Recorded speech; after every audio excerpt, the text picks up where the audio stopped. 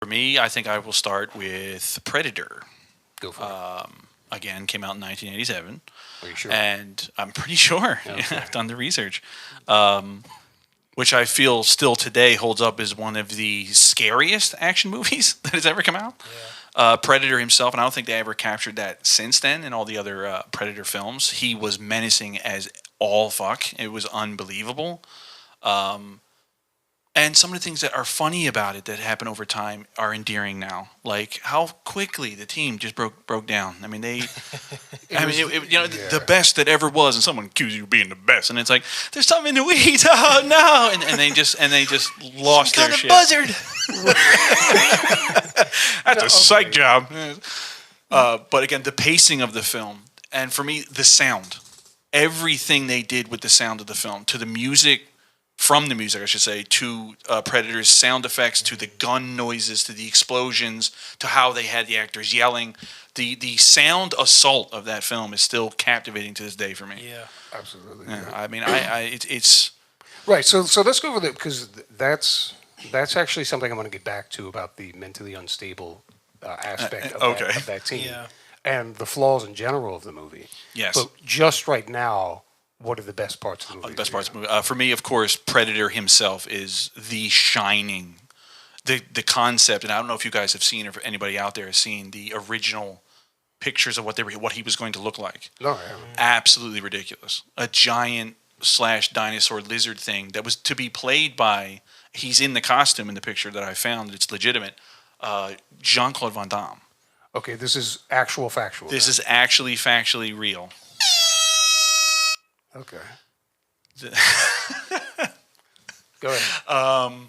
He was cast because someone saw him, one of the producers saw him and what he could do with his athletics. And they said, we want this guy in here. He's so athletic and he can do things. He jumps super high and all the kicks and stuff. But then they put this giant, clunky piece of crap suit on him and he couldn't do any of it. And someone else realized that he was much smaller than anyone else in the film. So he's standing on stilts with this headpiece on top of his head to make him look tall.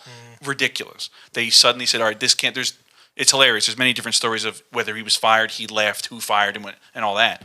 But then they said, okay, we're getting someone else, and they got Kevin Peter Hall, rest in peace, to play the Predator, who was taller than anyone else anywhere. And they completely redesigned. They brought Baker in to completely redesign the monster. Really? Yes. Rick Baker, the Monster Maker. The Monster Maker. I mean, I knew, of course, he won an Academy Award for working with Kevin Peter Hall on Harry and Henderson's, right? Yes. Yeah. And then that design happened. For me, that is when you think of the film, that's what you think of first. Predator was horrifying. The physicality of Hall, just the vision, the sounds he made by the great Frank Welker, the guy that did Optimus Prime, did all of his voices. Oh, did all of his sounds. Yeah. Really? Yes. Yeah, Now, is this also your absolutely? This is absolutely 100%. Yeah. Oh wow. Yeah. And they didn't do any. They didn't use any electronics. He just did it himself. He did all of the sounds. I've seen him do it. Yeah, it's crazy. That's amazing. And of course, the testosterone of the film is wonderful. I mean, everyone's like, we're super this, and we're gonna blow this shit up, and it's great. I mean, because they're going in there to save everybody, and we're not assassins, and into a meat grinder. It's so great. That on top of these huge people just blowing stuff up. And after that, for me, which also adds to how terrifying the Predator is. Absolutely. Because they purposely got these very intimidating and, as we'll discuss, rather unstable human beings to go out into the jungle. But they showed I agree. I mean, the way the pacing, the film, and the foreshadowing, right, and the building of these guys as this crack team and showing us basically it's a team of Rambos, right? Yes. Just that's it. You're fucked if they show up. And they're being hunted like they're nobodies, like they're deer in the forest. And of course the acting. I mean, I thought that, I guess we'd all, I don't know, would we all agree that Bill Duke was the shining performance in that movie? 100%. Everyone was amazing, but Yeah, I think the three people is Kevin Peter Hall, Bill Duke, and Arnold. That's arguably one of his finest performances. I wholly agree. That was very good, dude. Yeah. Yes, I wholly agree with you because Kevin Peter Hall, it was in. I don't know if he had training in mime technique or, I don't know what he was, before that, what his training was. But of course, you watch him in that and in Harry and Anderson's. They're not the same character. No. And his body language is just, it tells you so much and it's captivating. Yeah. Yeah. So yeah, I agree with those 3 picks. Very good picks. And Bill Duke as just straight up acting, just almost stole it. But then I loved Apollo Creed. Carl Weathers. Carl Weathers. Typecast. Yeah. No, I think Apollo Creed was in the original cut. Oh, was he? Yeah, Oh, that's interesting. yeah, Then a Russian person killed him or something. That's how that went? That's how that ended? I think that's how Apollo... Yeah, they had a whole thing that was going to go on Hollywood at the time where Apollo was going to show up in movies and get killed by a Russian guy. Yeah, and all that is none of that's true, so... All right. That's our false information sound. Yeah, But alarm. seriously, I mean, another thing is for instance about Predators. What would you claim? You said it was one of the most terrifying action movies, but is it an action movie? Is it a horror movie? Is it a sci-fi movie?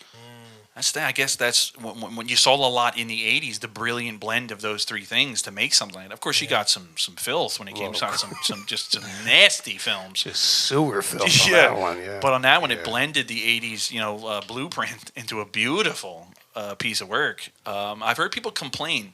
Oh no, you want to talk about the positives? Yeah. No, we can move into that. People complain that they don't like I guess what you call the third act, where Arnold's by himself. Why? I remember they said they felt it got boring. I remember as a kid thinking, "Oh, everyone's gone," and as I got older, that feeling only became sadness. There was a tangible sadness when they were all gone. So that's actually brilliant. He was able to do that. Not just sadness. It's not just sadness. I mean, this man's used to working with a crack team of people behind him. The fact that he's alone now, you're supposed to feel alone. That's a brilliantly constructed action movie. And more than an action movie, it's a thriller. I would call it a thriller. Right? I like that. It's a fantastically constructed thriller, and he follows the Hitchcockian Jaws technique that you don't see the creature until the end of the movie. And how many 80s movies were doing that? Oh my God! God! You know what I mean? How many 80s movies were that skilled? Right. Especially, it's Arnold Schwarzenegger, and, it's an action movie. Yeah. Thriller, again. No, the foreshadowing in that and the pacing to build to that point, absolutely. All right, quiz moment for a second here. When was the first time they actually showed you a glimpse of him uncamouflaged? That's when he was taking a poop. I don't think that happened in the final cut. Okay. I think they put it in a separate movie. That was for those weirdos. Not that I'm judging. The first time. I don't know. It was when he tripped the trap that they set for him. When he got out of the net. Remember, they set that whole trap and he was in the net. Yeah. He jumped up into a tree. Oh, yes. Carl Weathers looked up and he came out of camouflage for a second, hanging on the side of a tree, and then went back into camouflage. That was the first time you saw him. Very good. Very good. That would be very good. Well, you're going to have me some fun, is what I've got to say about that. For the love of God. And I didn't know for the longest... will have you some fun if you watch that movie. Is anybody out there who hasn't seen it? That should have been the tagline for the movie. Predator, going to have me some fun. But just for a second, we must talk just slightly about Bill Duke, even though, again... No, absolutely. Okay, we'll move into why the characters were so unstable. Okay. Why you could consider a crack team of military experts, why you would look at those guys and the way they behaved and say, yeah, we need to send them out with guns. Or maybe that's what you're supposed to do. Maybe. But you got the sense that they went right to the military mental institution and just they were at their afternoon Jello and all that. And they were just like, guys, we got a mission. Can I bring my group? And then yes. Well, can I bring my group? Yes, you may. So, but Bill Duke's full-on, no-holds-barred performance in that movie. Mm-hmm. Insane. You could see the moment where he cracked. I think his was the most, organic when he cracked and he couldn't take this anymore, of course, after his friend was killed. Yeah. And he took every single line, every single moment completely seriously. Yeah. No one will ever forget him taking off on them. I got you, motherfucker. I'm coming. And it's like he's Mac singing to Mac, and then singing to himself as he's out there. Now that's a soldier right there. I'm using my madness to go get the enemy. Yeah, and the enemy's obviously an alien at this point.